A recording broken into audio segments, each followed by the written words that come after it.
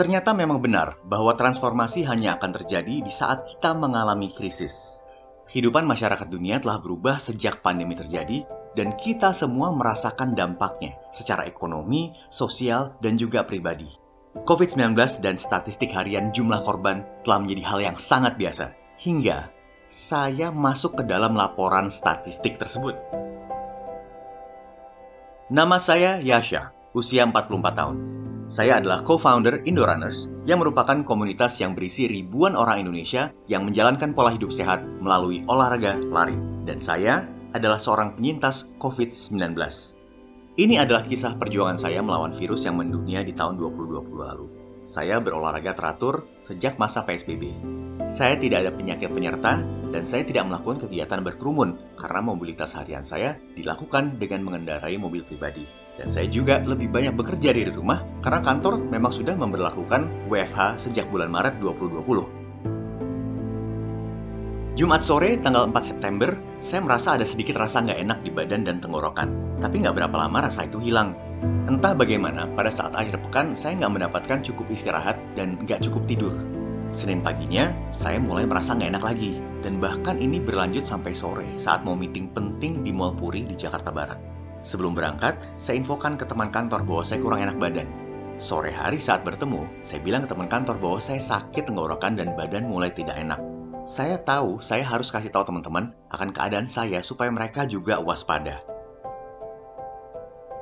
Selasa malam, 8 September, saya mulai demam tinggi. Badan saya sangat kedinginan, padahal saat itu temperatur AC di apartemen saya dinyalakan dengan suhu yang normal. Saya ukur suhu tubuh saya dan wow, ternyata mendadak sudah di 38,5 derajat Celcius. Saya langsung minum paracetamol, tapi suhu tubuh saya hanya turun sedikit. Tapi untuk saya malam itu terasa seperti berada di Davos, di pegunungan Alpen di Swiss, di bawah 0 derajat, tempat terakhir di Eropa yang saya kunjungi sebelum penerbangan antar benua menjadi sulit karena pandemi. Saya merasa sangat kedinginan. Setelah 2 hari tubuh saya tetap panas, demam, dan nggak turun-turun, di Kamis pagi saya mengumpulkan keberanian untuk datang ke rumah sakit yang berada di kawasan Semanggi untuk diperiksa. Saya mengumpulkan keberanian dan juga merasa saya harus sekalian packing ringan. Pikir saya, apabila saya positif COVID, pasti sudah nggak bisa pulang untuk ambil barang lagi. Saya kira begitu sampai sana, begitu sudah positif, saya akan langsung disergap untuk dimasukkan ke isolasi. Saat saya berada di ruang tunggu untuk dites dan sudah menunjukkan gejala, kala itu adalah saat yang menakutkan bagi saya. Karena saya merasa ada kemungkinan 50-50. Either saya keluar dengan selamat, atau keluar rumah sakit namun dimasukkan peti yang dibungkus plastik. Tes hari itu adalah rapid test dan hasilnya non-reaktif. Aneh, karena saya menunjukkan gejala yang tidak ringan. Sepulang dari rumah sakit, saya memutuskan untuk bergegas pulang ke rumah orang tua saya yang kebetulan kosong untuk mengisolasi diri. Karena kondisi tubuh saya terus melemah dan demam tinggi terus selama 8 hari. Saya minum berbagai macam obat dan vitamin untuk meningkatkan imunitas tubuh. Tapi itu tidak membantu meringankan keadaan saya. Saya berpikir, bagaimana saya bisa terpapar? Saya seorang pelari, saya selalu olahraga, saya tidak merokok, dan saya selalu menjaga protokol kesehatan. Di mana celahnya? 15 September, hasil swab test saya terima. Dan hasilnya, saya positif COVID. Dengan CT value yang rendah, artinya cukup parah. Esok harinya, 16 September, kondisi tubuh saya semakin lemah, sesak nafas, dan saturasi oksigen mulai menurun. Informasi tentang COVID-19 memang sangat banyak, tapi membingungkan. Apalagi untuk yang sudah terkena, karena gejalanya berbeda-beda pada tiap orang. Saya pun dilarikan ke rumah sakit karena saturasi oksigen yang terlihat hanya dengan alat pulse oximeter yang ditempel di jari telunjuk dan secara klinis menunjukkan kondisi tubuh saya semakin melemah. Alhasil, saat menuju rumah sakit pun, saya sudah bernafas dengan selang oksigen dari tabung. Saat itu saturasi oksigen yang normalnya di 96 sampai dengan 99% secara gradual mulai merangkak turun ke 92, 90, 88, dan seterusnya. Saat itu terlintas di benak saya bahwa mungkin saya tidak akan selamat dan akan pergi selamanya dari dunia ini. Dalam pengertian saya, seorang yang terkena COVID-19 akan kehilangan nyawa karena paru-parunya banjir dalam kondisi yang disebut Acute Respiratory Distress Syndrome atau ARDS. Itu terjadi saat tubuh berusaha melawan virusnya dengan sangat hebat, namun mengakibatkan paru-paru menjadi banjir cairan.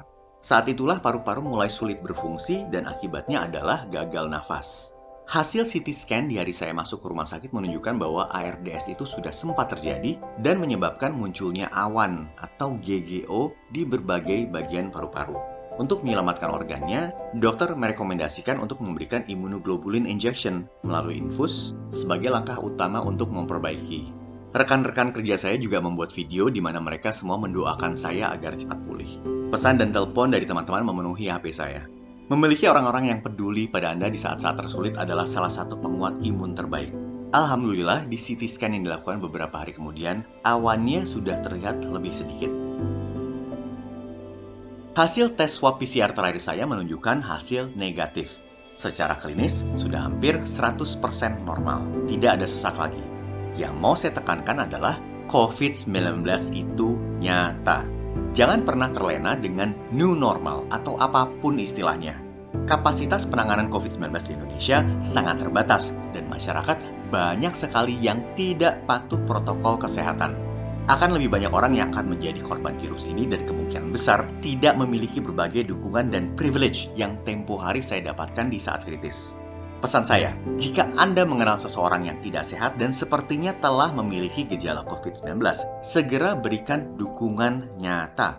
Misalnya, segera kirimkan vitamin-vitamin yang menaikkan imun tubuh, termometer, pulse oximeter. Kalau perlu, kirimkan uang untuk tes swab dan bantu untuk carikan rumah sakit, karena pasti sangat sulit untuk mendapatkan tempat di rumah sakit saat ini. Transformasi untuk saya terjadi setelah kondisi saya yang terpapar COVID-19 semakin memburuk dan melalui masa kritis. Kombinasi mengarungi era krisis dan juga perjuangan melalui masa kritis benar-benar bisa mengubah seseorang. Masa isolasi di rumah sakit merupakan waktu yang berharga dan menciptakan sebuah clarity dalam mengevaluasi hidup saya selama ini dan dalam mencoba merancang masa depan. Setelah kejernihan pikiran tercapai, lebih mudah untuk mengambil berbagai keputusan untuk merealisasi impian, untuk kehidupan yang lebih baik. Saya bersyukur masih diberi kesempatan oleh Yang Maha Kuasa untuk menceritakan perjuangan saya kepada kalian yang menonton saat ini. Halo, ini Yasha. Terima kasih sudah mendengarkan kisah saya di Minute Videos Indonesia. Stay healthy and stay active secara fisik, tapi kalau beraktivitas, lebih baik kamu sendiri aja ya. Jangan rame-rame dulu. Dan semoga kalian semua tetap dalam keadaan sehat dan tetap semangat di masa pandemi ini.